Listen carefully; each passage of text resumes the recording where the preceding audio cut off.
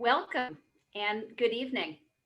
I'm Liz Kirkwood, Executive Director of Flow, and I'm absolutely thrilled to welcome you to our first virtual event in 2021, which marks our 10th year anniversary.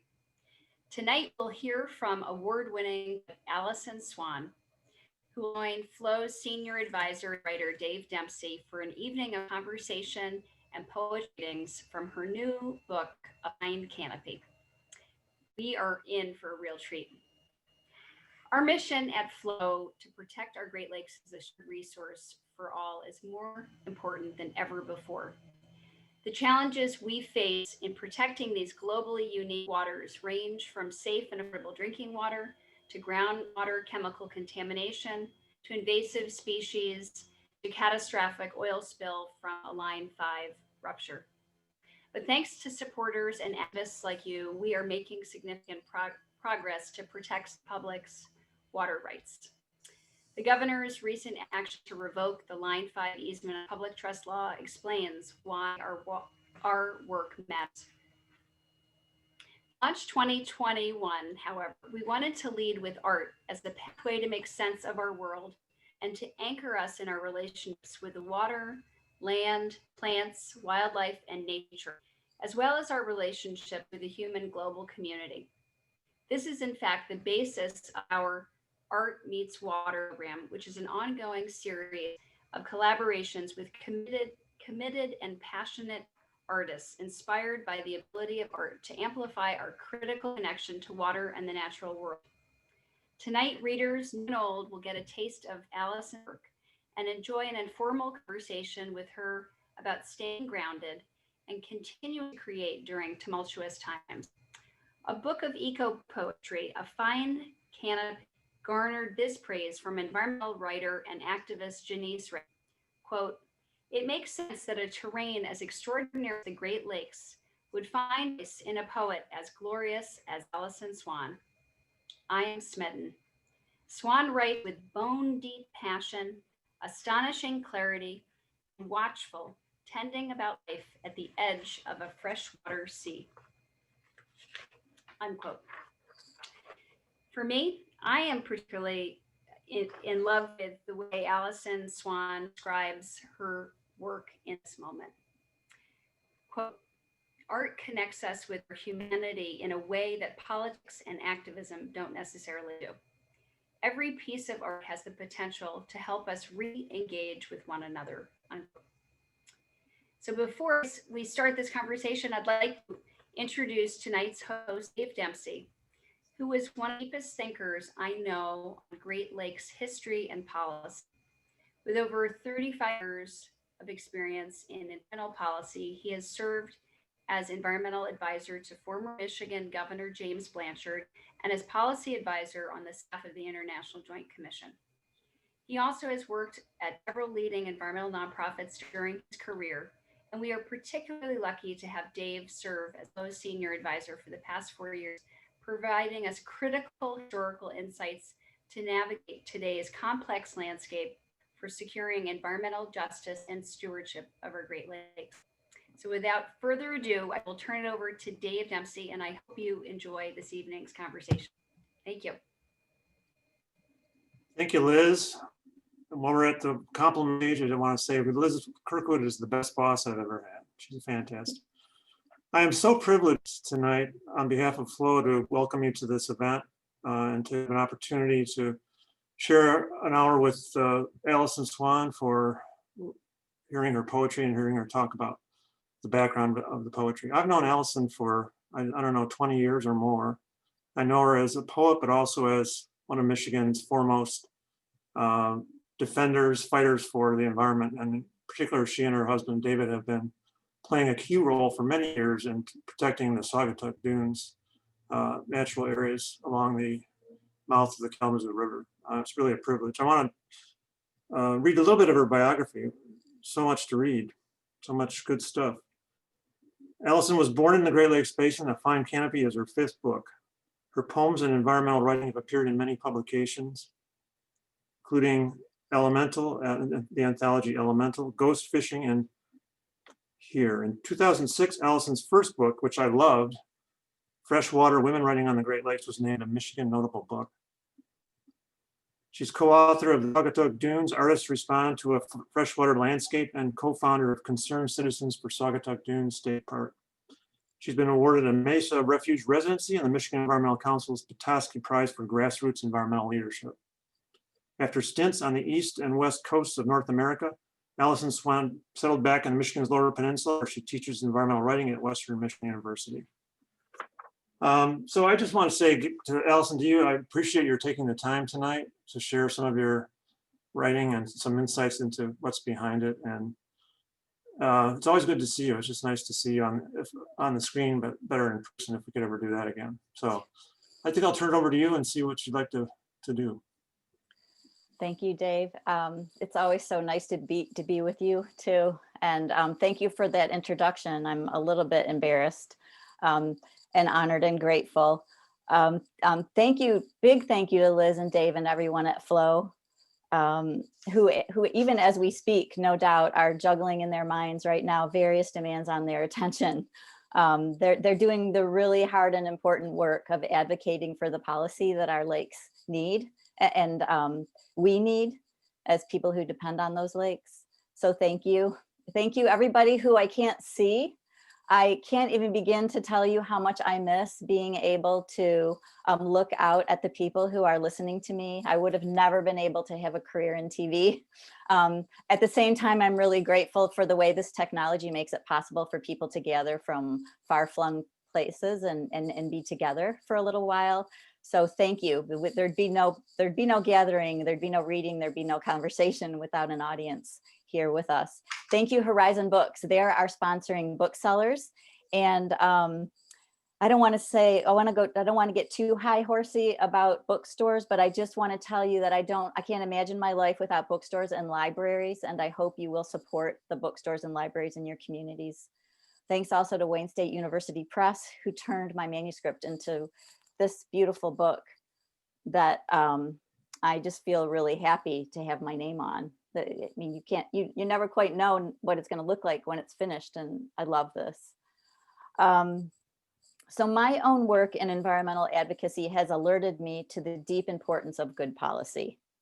And you can count on Flow to advocate tirelessly and expertly for the policy we need. So I'm going to just go ahead and say it. I'm only going to say it once. Please send them money. If you possibly can, they need your support. And if you can't, spread the word about their work, but give them your real support. They need it right now. I am no policy expert. I think Flow invited me because I love Michigan's lakes and waters deeply and have spent my life thus far learning them and writing poems and essays out of that deep engagement. They have shaped me indelibly. I think about water every day. Even when something I've written does not seem to be about any of the lakes or even water, it's almost always impacted in some way by water and the peninsulas that I know so well. And even though I write daily, I'm still trying to figure out how to express and explain that relationship to other people. And so I really look forward to answering questions and know that when I answer questions, I will in fact be thinking aloud, which is sometimes a little bit risky, but I also find it fun. I'm going to begin by reading 6 or 7 poems that I hope will help you settle in and make the transition from, get things done mode to reflect and imagine and maybe even imagine what's possible beyond what we already know mode. And then Dave, I hope, will have a question or two for me, which I will do my best to answer. And then I'll read a second shorter set of poems. And after that, I hope you'll have questions, and I'll be really interested in hearing from all of you that I can't see right now. So our first settling in poem is about harmony and derangements, about seeing and not seeing, about pausing and not pausing. And it's called Farther North and Across a Sea.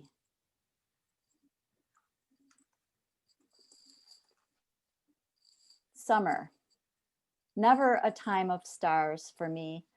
They show up too long after daylight has finally moved off and turned about 3 times in the long grass, trampled a hollow where we could sleep or wait for sunshine's return if we had not forgotten what to do with night. Once, living in winter with freshwater seas meant darkness so deep we could reach into it as into soil, proliferating as if it always would. Stars were as familiar then as weeds, and far too numerous to organize, though we tried. For months, snow fell and muffled whatever grew. Fields collected light as the grasses and clover, yellow flags and manure of Moveen must, whether or not we are awake.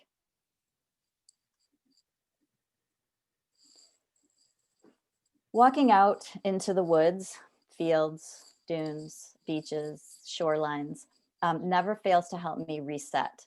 And I don't mean that it delivers me from worries. It is definitely not escape, only that it helps me reconnect with my own courage and strength. And here's a poem about that. At least that's where the poem began. Poems don't always end where poets try to send them, but that's how this poem began.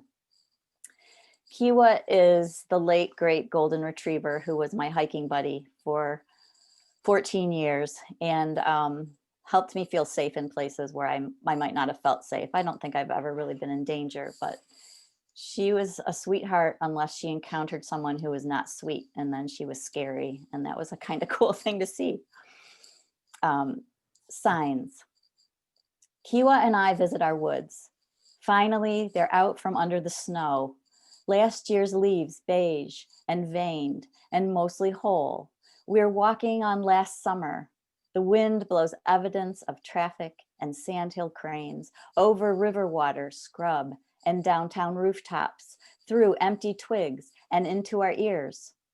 Trucks and cars and prehistoric bird calls ride the same wind my skin's collecting, the wind that rattles leaves and shivers Kiwa's fur. The sun's shining fine for winter, so when I press my open palm against the sunlit side of a tree trunk, it's warm. Sap's beginning to flow. I don't see it, but I know it. Faith. People who say they don't have any probably don't go outside enough. You know the social construction of all things? It can feel like a small part of the story here, where I've spied the baby tooth of a fox kit in a boot print, picked it up, moved it to the crook of a tree, then found it again weeks later when Kiwa nosed around among the grass-covered roots our bodies had carried us to again.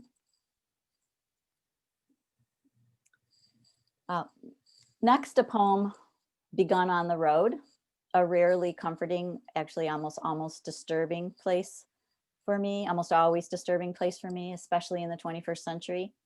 But solo road trips do allow for a certain kind of daydreaming. I'm guessing most of you, if not all of you, can relate to road trip daydreaming. This poem is called En Medias Res, and you probably remember that En Medias Res means in the middle of things, and it's how a traditional epic poem would begin. This is not an epic poem. En Medias Res. All the traveling through day or dark pursued, this song or that, playing through the essential air, shadows crisscrossing fields and roads prettily, moon glinting off the car's interior chrome, this dark spangled with bling. Spangles, the dapple gray stallion summer camp girls rode through fields, decades dead and buried, the fervent hope, not used in some unwritable way. Oh, please. The old obsession with horses carried right into the middle of life upon the engineered skin of the earth, where forest has given way to field, has given way to concrete and built. How natural it all feels, how inevitable, until the nighttime light evokes a ghost from the transition time, grasses and flowers underfoot, gray mane under hand, hair blown back like a pennant on a pole of a ship that sailed upon a wilderness of sea, cicadas for a soundtrack and the wind.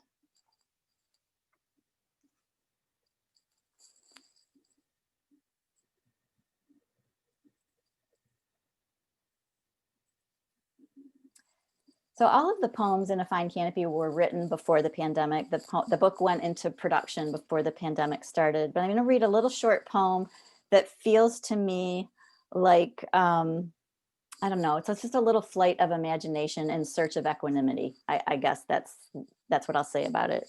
You have to be careful not to say too much about short poems, actually. Outside.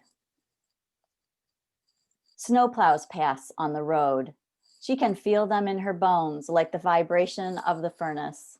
A ship's engine in the ship of her house, chugging through swells so far out to sea, there are goddesses and nothing whatsoever to fear from the dark.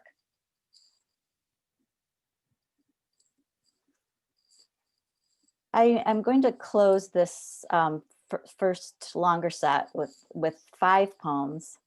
So I guess it's a little bit not really closing quite yet, right? But the second half of the set is going to be 5 poems that arose in different periods of my life when I was contemplating the big picture, the really big picture.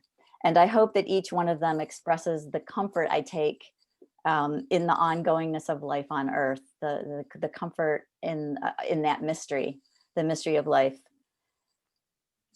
So yeah, that's kind of a grand statement. Sorry. The poems that I hope bring things a little bit more down to earth than what I just said.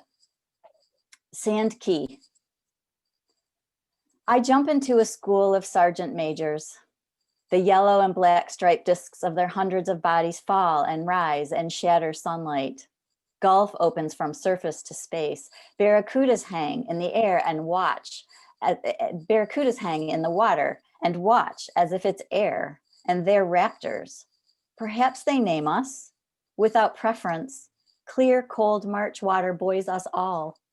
Almost immediately, I'm shivering, exaggerating strokes and kicks to keep warm. To keep the mask sealed, I must not even grin. Who can say what a hurricane means? The one that drowned Sand Key, for instance, destroying buildings and people. Every living thing is food. The rest is mystery.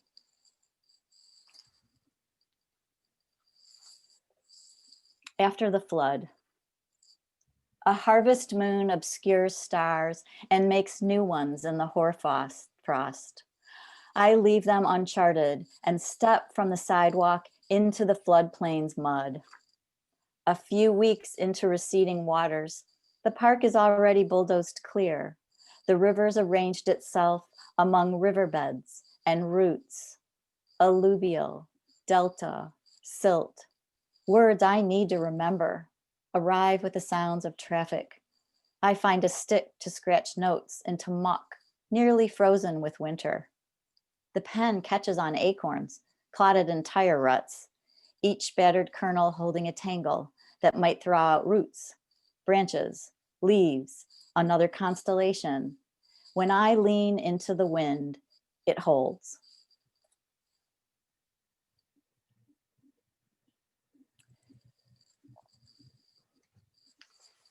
It's hard here, I think, in the middle of the Great Lakes, as we are, as Dave and I are, and many of you listening, to imagine the wildfires of the West, I think. And in this poem, I'm responding to them by writing a poem. Fire. Our trees ignite. Every year it happens. On another side of the continent, it's houses and everything within and among that couldn't be carried or wasn't. Mattresses, blankets, baby photos, security systems, soil, houseplants, new leaves. When the conflagration ebbs, the earth will lie scorched as winter, at least the sort we have here, where we'll rake and blow things onto frozen. Snow will cover over everything for sleep until the gray blackens because it's soil and everything's about to grow again. You begin to see the limits of metaphor. I awaken every day celebrating, unwilling or unable to write elegies for all the beauty we will surely lose. There is so much we won't. And in our desire to appear clever and unsurprised, we might cease to see at all. So rather, our trees are flooded with the same colors as always, colors masked by summer's green riot and the way sunlight enters earth. Our leaves prepare to stop being leaves, but not to stop being. Litter, then soil, then houseplants, babies, mattresses, burglar alarms, the impermanent confection of a house.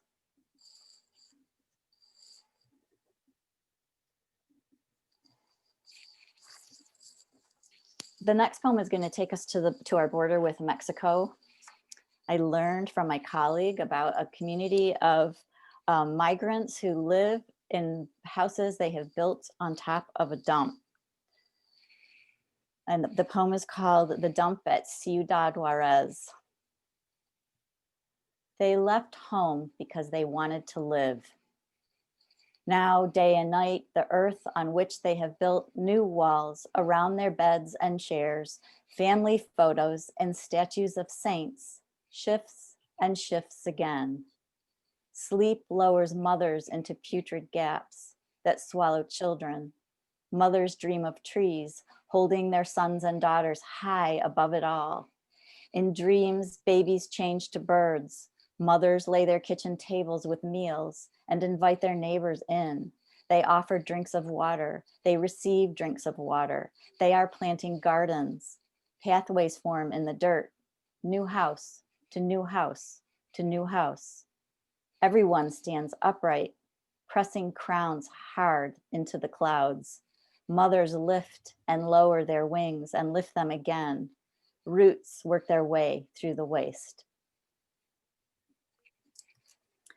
So the last poem I'm going to read before Dave and I start chatting is one I know Dave would like to talk about. And it's also the first poem in a Fine Canopy, and unusual for my books, it was written over 3 decades. I began the poem after reading William Ashworth's, I think 1986 book, The Late Great Lakes, which I read around 1990, I think. And I finished the poem after reading Dan Egan's 2017 book, The Death and Life of the Great Lakes. It's a short poem for that long introduction. And what else can I tell you about the making of this poem? Unlike most poems that I write, it is an accumulation of impressions. So not even just these books, but also one day I was walking on the beach at Saugatuck and I saw what looked like little tiny clusters of grit. And then I noticed they were moving. And then I noticed they were every few feet, maybe every several yards, but they were all over the strand where the water made the beach kind of hard. So that led in part to this poem too. It's called After Reading the Late Great Lakes. The dead gave their last blood to birds, cardinals, red-winged blackbirds, and the downy woodpecker, red-capped, persistent, extracting food from trees in small portions in every season. Deer browse fairways, medians, and kitchen gardens. More real estate is parceled, so more roads flood fields and woods. Shores erupt and built things that have never held a seed, and city light falls over us like flames. On the beach, where waves arrive, caddisworms gather forest litter into cloaks, then creep, almost invisible, into fresh water, where fish rise from the bottom and eat what they need and when, a great lake flowing coolly over them and under them and through. Thank you for listening. Thank you, Alison. As the dusk falls outside the window here, I feel like we're sitting around a fire listening to you read your poems. It's very comforting in a time of pandemic and all the other stress we're going through. So thank you for that. My pleasure. A couple of things I wanted to mention that you told me, which is that this book was on the bestseller list at Literati, which is Ann Arbor, right? Mm-hmm. Mm-hmm. Bookstore, yeah, in last fall. Yeah. And it's in a second printing now, which is great. It's terrific. As you discuss the the last poem, I was wondering if you had any thoughts about the fact that the bookends for your poem were a book entitled The Late Great Lakes, which implies the death of the Great Lakes. And the second book at the other bookend was The Death and Life of the Great Lakes. Why do you think authors have tended to think in terms of the death and life of lakes as opposed to their living right now? Boy, I wish I knew. When I finished reading The Late Great Lakes by William Ashworth, I just sobbed. I mean, it's so full of heartbreaking information about damage that has been done to the ecosystems of the original Great Lakes. And yet, and I think I like Dan Egan's title because it begins with death and ends with life, right? So, you know, instead of the life and death of the Great Lakes, implying that the death came after the life.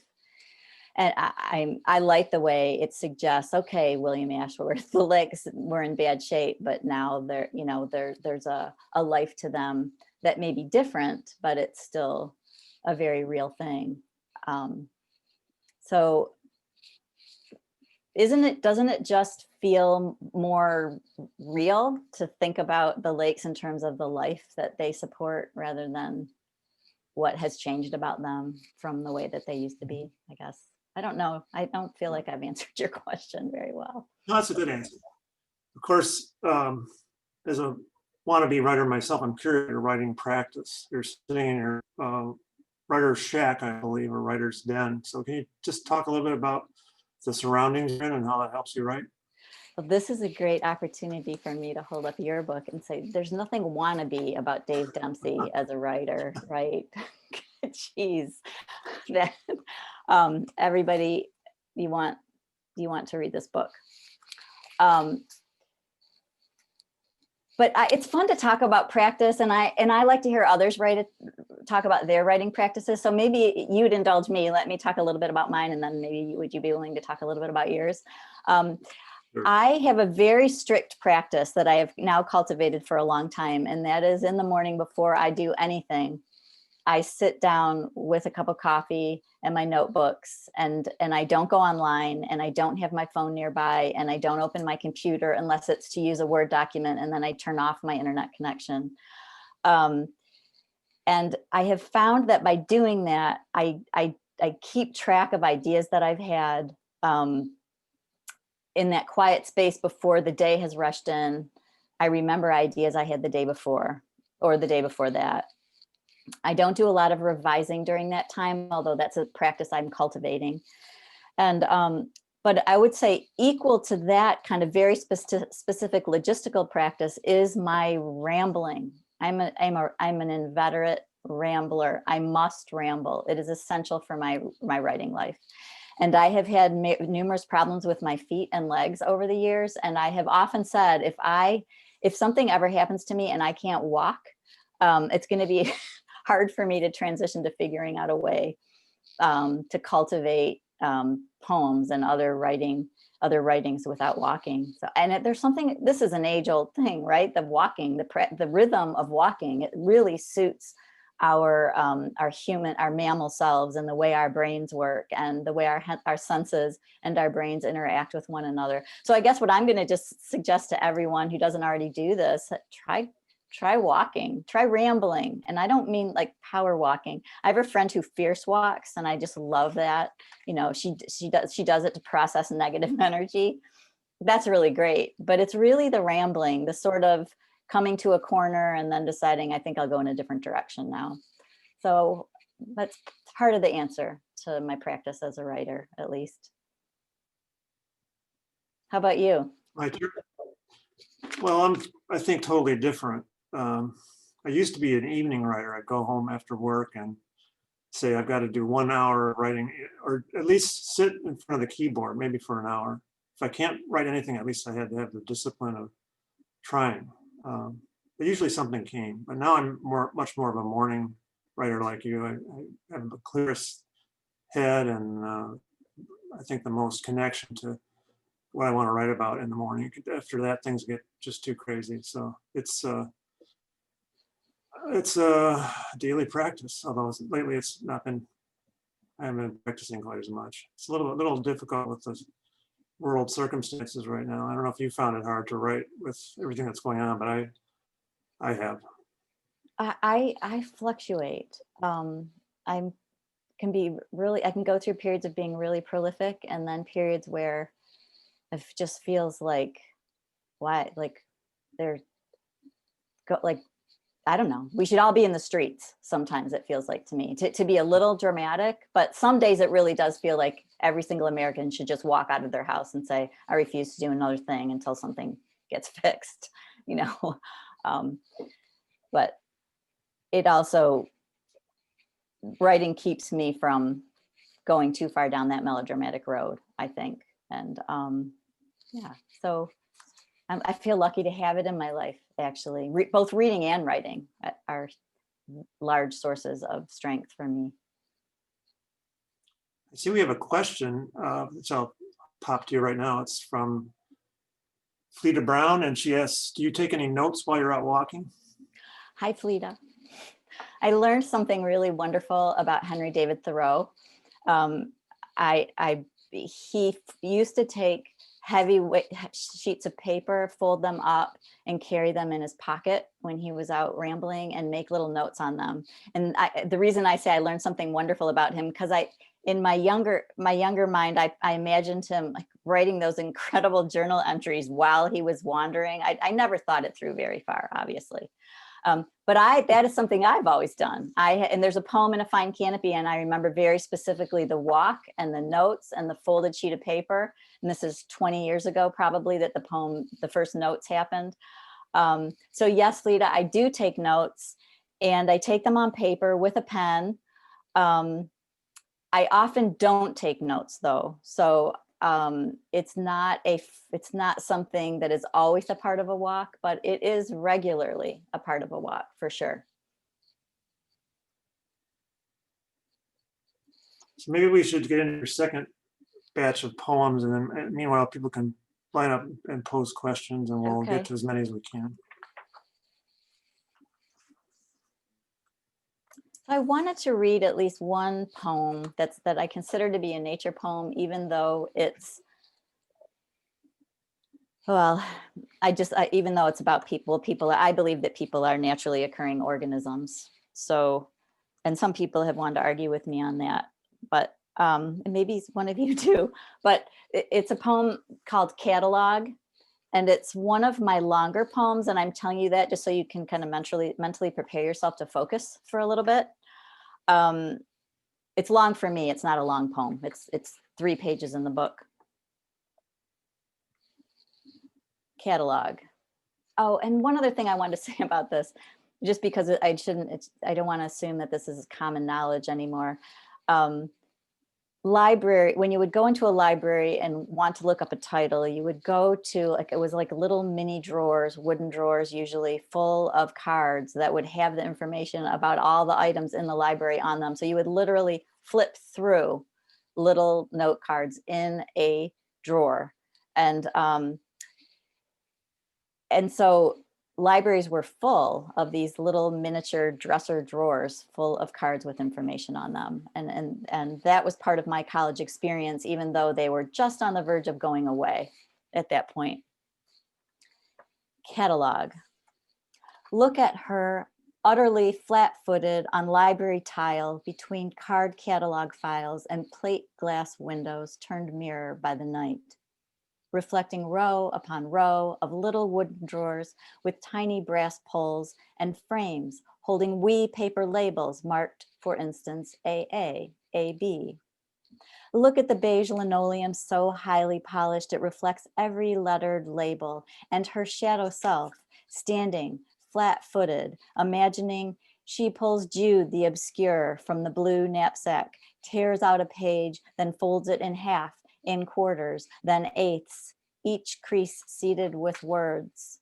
Look at her looking at the card catalog files, imagining she curls an index finger under one hook and pulls a drawer open to scores of thumbed cards, every single one hole punched and slipped onto a brass rod, anchored in a drawer and joined with a book here, under this same roof, because capable hands with their capable fingers once held each book and typed an ink record onto paper.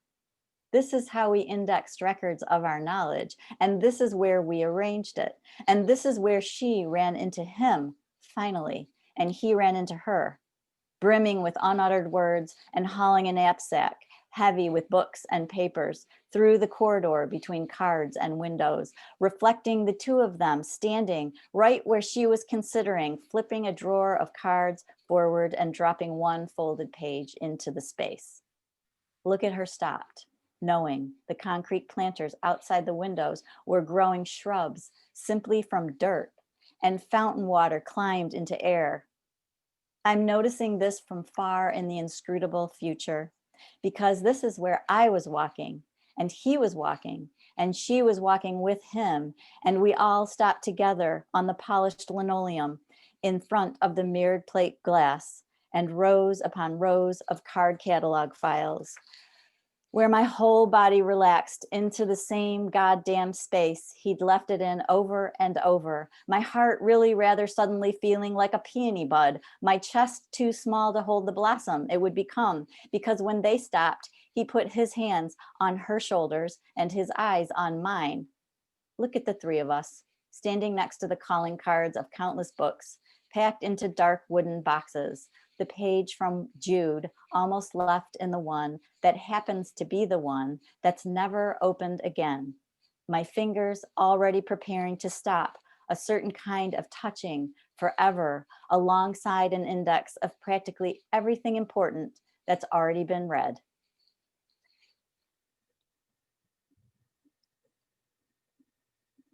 Next, a couple of poems that arose from noticing and reporting back from wintry Michigan neighborhoods.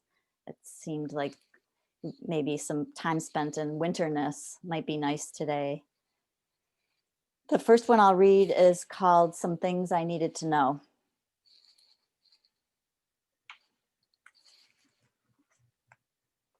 The flamingo mentioned in the poem is the town flamingo, which is in Everglades National Park. Some things I needed to know. Rain all morning, heavy now on spruce boughs. I've been watching the slippery elm made new by float glass and weather. A single bird's silver chortle returns me to the Everglades, where I memorized the voice of a red-bellied woodpecker, night without any light except stars, a couple of planets, the very marrow. Sunlight flows from blue needles and changes the elm again. Painted buntings, Bermuda grass, the color of winter in flamingo. Might just be interesting to know, I was sick in South Florida with pneumonia and spent a lot more time inside than I normally would when I'm in the Everglades. And a flock of indigo or of painted buntings hung out in the grass outside the cabin that I was staying in for a while. I maybe eight painted buntings, quite extraordinarily beautiful birds, and really nice to think about in the middle of a Michigan winter, as lovely as they are. There is always this. Across sunrise, branches release billows of green sail. Everywhere, the brown sketch of limbs overhung by the flap of canvas. Spring, forest, olive, all there, and I look from the one hill in town, watched over by a murder of crows. The sidewalk washed as if with green water, pulses against the salt-beaten edges of lawn. Just yesterday, the whole world still sleeping, weeks of buds, red mostly, and gold, and of motion so minuscule and new, sleep seemed like death, an opening.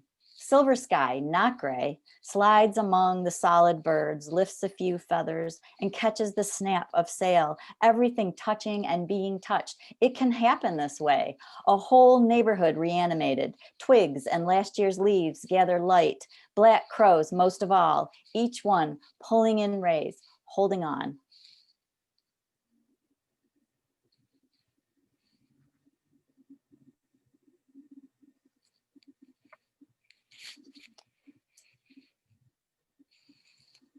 Just taking a look at the time here. I want to make sure that you can ask questions if you want to. Dave mentioned liking this poem, and so I thought I would read it to all of you. Oh, well, that's funny. I wrote down the wrong page number for it. Okay, let me check my table of contents. It occurs to me that even reading tables of contents is becoming sort of a anachronism, or not an, what's the word I'm looking for? Well, Anachronism? anyway, pardon? Anachronism? Yeah, I guess it is what I meant. Okay, this book is called Proposal for a National Park Service Brochure, and apparently somebody pinned this poem up at a trailhead in Vermont, and I got to hear about it. Proposal for a National Park Service Brochure. Take off your clothes in the empty lot at a trailhead. Any mountain trail will do. Let the sun pour down your back. Turn and close your eyes. Watch it pour orange. Dress for the trail. Pack food, water, and leave your human noises in the car. Climb till your heart, lungs, and limbs braid into the rope that pulls you on. Trees anchor switchbacks. Give them your hand a few times and brush gently against plants and shrubs. Disturb no rocks. And when you return to the car, because of course you must, be glad for the seeds, which having hitched rides will drop healthy in your wake. Liz had asked me if I would talk a little bit about the making of a poem. And so I'm going to just tell you I'm going to read a poem, the poem in a Fine Canopy that is one of the newest, if not the newest. And I'll read it first, and then I'm going to tell you a little bit about how it came to be. The poem is called Here, and it looks different from the rest of the poems in the book. And I'm wondering if this might be a new form I work with. I've written more poems in this form since this poem. And it's really about outside my window, what I see, but more than see, which you'll hear when I read it. Here. Newportville holds us in the twigs of a nest. For however many weeks a living thing takes to move itself out from under feathers and into leaves. At least that's the way it works here, where robins, jays, and wrens have fledged before our eyes. In this neighborhood, leaves still outnumber almost every other living thing. Crow caws and woodpecker taps have performed the bass line for at least 6 other birds at once, all of them soprano and certain, or so it seems. And for the happy shouts of the grandpa who lives in the house between ours and the river, and for the laughter of his grandson. Here it is the custom to leave the windows open, uncovered. The ingenious mesh makes a fine canopy. Sometimes a kind of carnival pours out. Sometimes a kind of carnival pours in. You will hear writers talk about when they're putting together a book-length manuscript of poems. You will hear writers talk about noticing a gap. Oh, I need a poem about this, or here's something I haven't covered enough, and that's important to me in the context of the other poems here. And this poem here is such a poem. I looked at my manuscript and realized, well, it's quite grimmer. Dark, grim is not the right word. It's quite a bit more serious than all of my life has a lot of delight in it. And some of that delight is the place where my house is. And this poem was written before the pandemic, but I have truly delightful neighbors. And I'm glad that they can actually look in my window when I'm working, and I can see them walking back and forth to each other's yards. And it's a joyful place, and people leave their shades open, they leave their windows open. You can hear conversations, and it feels almost like, I don't know, happy neighborhood songs can feel a little bit carnival-esque sometimes. And so thus the carnival pouring out, but then the incredible carnival of the birds and their constant racket, really, which is music to me. and sometimes more than birds. So I just wanted to work with some of those images that I look at and see and get to look at and see because of where I live, and because I live somewhere where I can leave my windows open. You know, it's safe to leave them open for the most part, probably. And it's also the custom, you know, that the neighbors don't mind that you've got your window open and that you're hanging out. And then I want to just say one word about the form, which is that new kind of no line breaks in the stanzas. I'm not quite sure what that's about. I usually use line breaks for sound and also for visual units of words. So it's just fun. I'll just keep playing with it and see what happens.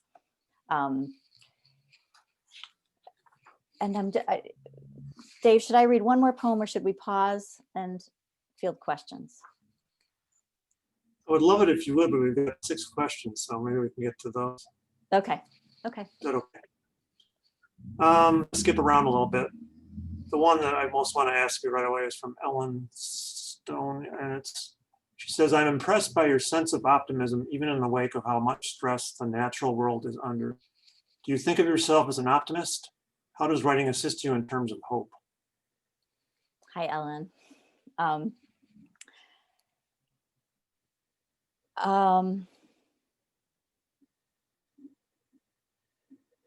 This is a really hard question, right? And yet it is maybe like the question of our times.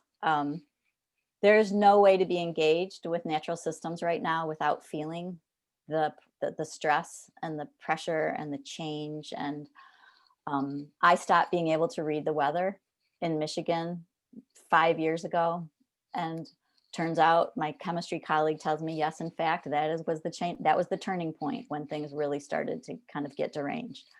I think, Ellen and everybody and Dave, I think that the wild world, the more than human wild world that we are surrounded by, even when it's not obvious, and you can find wild worldness in downtowns if you're going to be okay with pigeons and rats and weeds in the cracks, right? It's always there. It's always trying to assert itself. And I think probably I am an optimistic person, actually. I am, even though that's just so unhip to admit that. I believe that my ability to remain hopeful is probably directly connected to how much space I make in my life for the more than human world and all of the energy. You know, Gary Snyder, the American poet Gary Snyder, whose writing and has been central to my way of thinking, he refers to the profligacy of nature, and right, it is. I mean, those seeds in the many of you hike in the woods in Michigan in the fall. If you're not careful, you come home just covered with seeds. It doesn't affect anything. All the plants that made those seeds will still have plenty of seeds to do their plant thing. So that's a little bit maybe long of an answer, but I think yes, I am optimistic. Deeply afraid and optimistic. Combination there. I heard the phrase "a fine canopy" in one of the poems, but my friend Stephanie Prechter wanted to know why you named the collection "A Fine Canopy." Hi, Stephanie. Thanks for that question. I'm looking at the book as if it might give me answers to that question. A Fine Canopy is from that poem, that last poem I just read here. And I'm going to look at the poem. It's not that I've never thought about this question. I want to be especially thoughtful now that you're giving me the chance to think about this out loud yet again. The short answer is I'm not 100% sure. The longer answer is I am in love with trees. I think photosynthesis is just absolutely amazing. And I feel so grateful that so much of my life has been lived in the company of trees. And so a fine canopy refers to the canopy of trees, but it also refers to porous surfaces that we put between ourselves and the world, screens in windows, umbrellas, things that allow us to be somewhat sheltered from things like stinging bugs and rain, for example, but also open in a way to everything that's out there. So thanks for giving me a chance to think about that again. Somebody named Anne Marie has a couple questions for you. You've probably heard of her, haven't you? She wants to know what drives you to poetry as opposed to other genres, and how do you think art and poetry might evoke change? Hi, Anne Marie.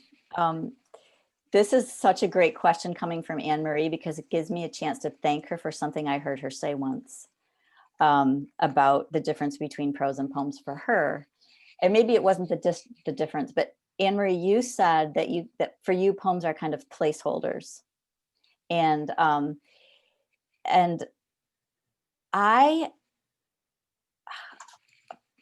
going to have to come clean and say, I think I write mostly poems. I have written mostly poems in my life by this point. I have definitely written a lot of nonfiction prose too, with great pleasure.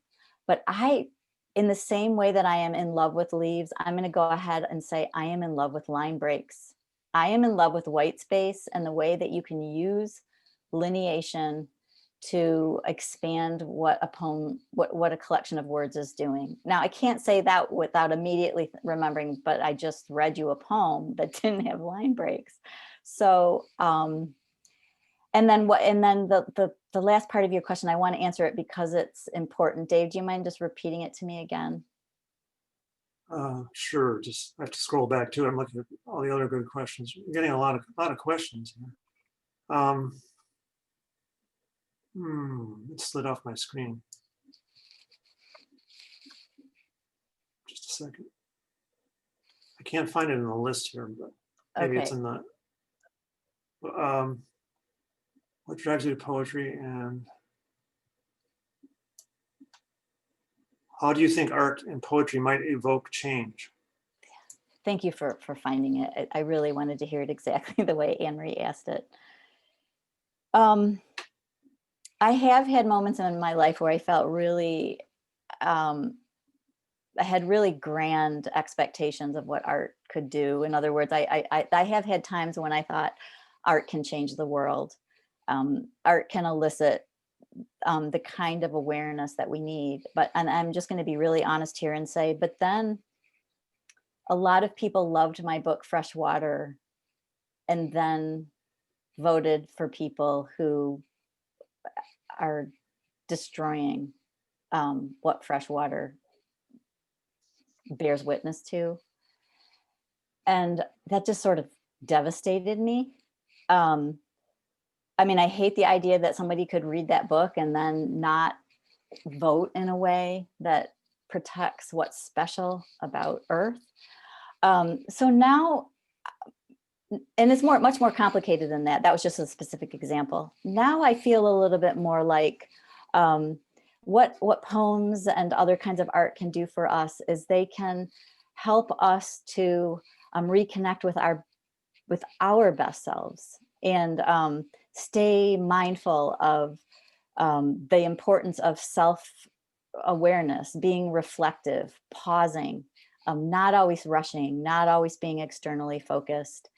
And if I have any hope for my work beyond making something fresh and interesting and engaging, I think it's that it might invite people to slow down, pause, notice, engage with the more than human world, which is not in any way to suggest I don't want to encourage humans connecting with each other either. I feel like things are getting a little, we're going a little crazy down the road of everything's always about people all the time. And people Thank you. Now there's a question from an author named Sally Cole Mish. Interesting question. She says, have you noticed differences or an evolution in your students' connections with nature over the years, or your own connections? Is the current generation of college students more or less environmentally connected, for example? Sally, hi, thank you for that question. I've thought about this. I've actually talked with students about this. I'd say the current generation of environmental studies students, they are kick ass. I am so proud to know them and grateful to work with them. They are, they need to practice engaging with more than human nature, though. The world feels very much, the American world feels very much like it is conspiring against that connectivity. And so it takes a lot of courage and self-discipline as a young person to resist the call to always be staring at a screen. My students talk about this. They talk about this too. And then in terms of myself, because I don't want to let myself off the hook here, guilty, 100% guilty. I am amazed at the addictiveness of social media.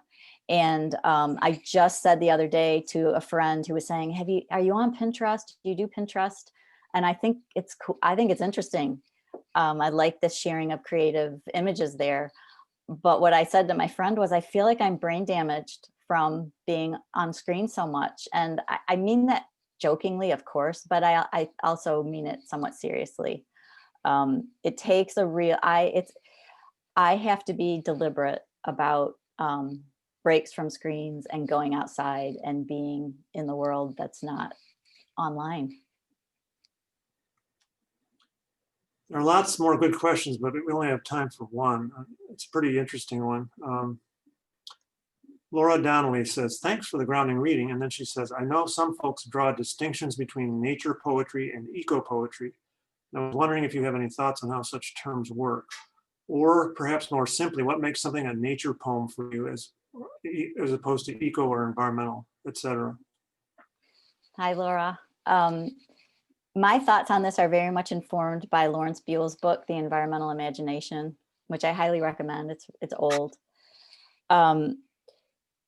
I think of ecopoem. I think ecopoem is kind of a hip term for what I believe nature poems should be, which is an ecopoem. I think people they distinguish between ecopoems and nature poems as a way of emphasizing the fact an ecopoem shows environmental awareness, shows engagement with environmental crises.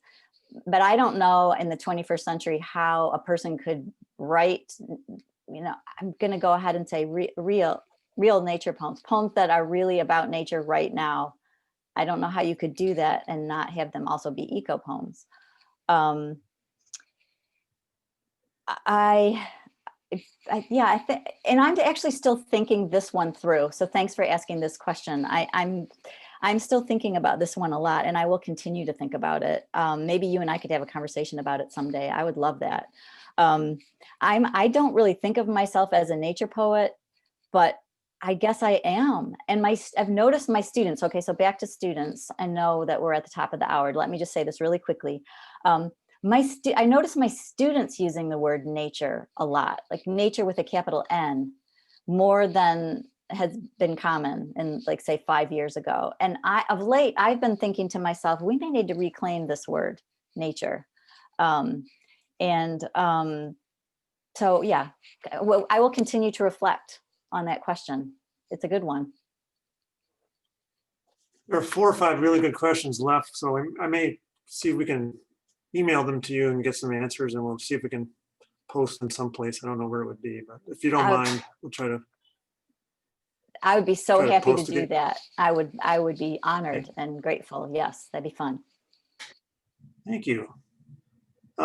Just to wrap up, a couple things I wanted to mention. If you want to read more about Alison's life and work, you can go to her website, which is alisonswan.net. Alison Swan's all one word. And you have a couple events coming up. I assume the one at Nicola's Books is a virtual. Yes, that will be a Zoom event. Okay, Wednesday, March 10th at 7 p.m. It's an interesting combination of talents. Alison, Keith Taylor, and Holly Wren Spalding. We're going to be doing a poetry reading and conversation. And apparently the 3 of you long ago worked together at the Shaman Drum Bookshop. Mm-hmm. Yes. And then hopefully, maybe at least in person, if not too close to each other, there'll be an event on May 23rd at the Saugatuck Center for the Arts, 1 to 4:30 p.m.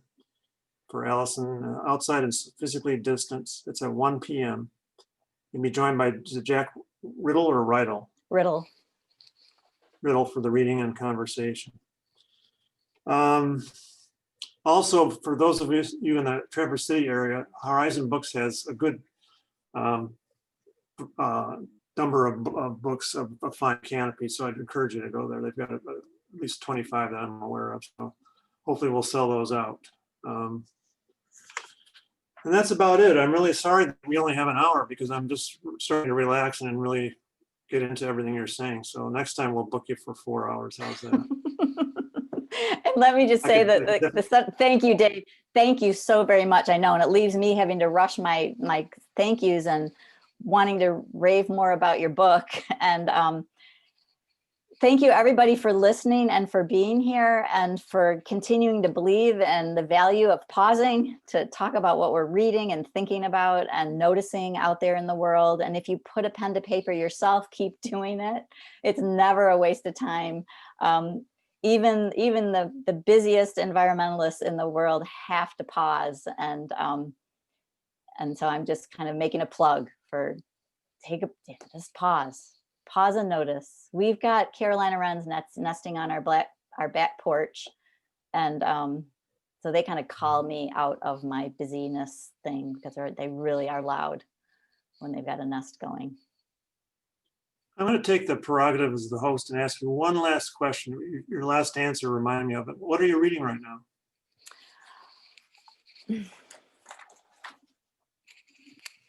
So this is true story. This is what I do. I read multiple books at a time. I know you can't see those. Dave, I'll give you a list that you can post. I wanted to emphasize 3 in preparation for this question because we did talk about talking about this. What the Chickadee Knows by Margaret Newton. I'm going to be really brief here. Highly recommended.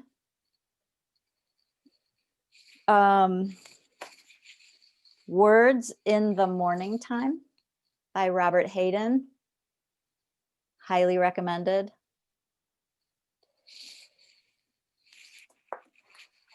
On Art and Mindfulness. Every person that I know personally who I saw on the list of participants would love this book. I found this at Elliott Bay Book Company in Seattle before the plague hit, and I absolutely love it. Now, I have so many friends who have had books come out during the pandemic, and I decided to let myself off the hook by only recommending books by people I do not know personally.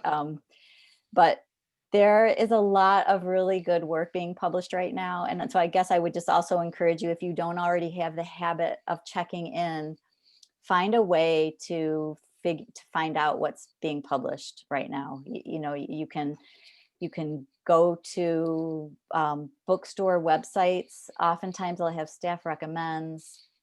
I'm at risk of talking too much. I think you get what I mean. Don't just go to the usual sources for information about new books because you won't find out about the really cool, interesting ones that you didn't know you needed to read. Well, thanks again. Really appreciate it, Alison. It's been a wonderful hour and I wish we had more time, as I said. So thanks. And hopefully we'll see you in person before the year's out, not just in cyberspace. Thank you, Dave. Oh yeah, I paid for this announcement. And you know what? Can we just say that Dave Dempsey and Liz Kirkwood and the people at Flow are superheroes? They're superheroes. Thank you. So we recorded this discussion. I think we'll be posting it via our Facebook page or our website. I'm not sure which, but we'll let you know, everybody. Thanks again. Appreciate it. Bye-bye. Thanks.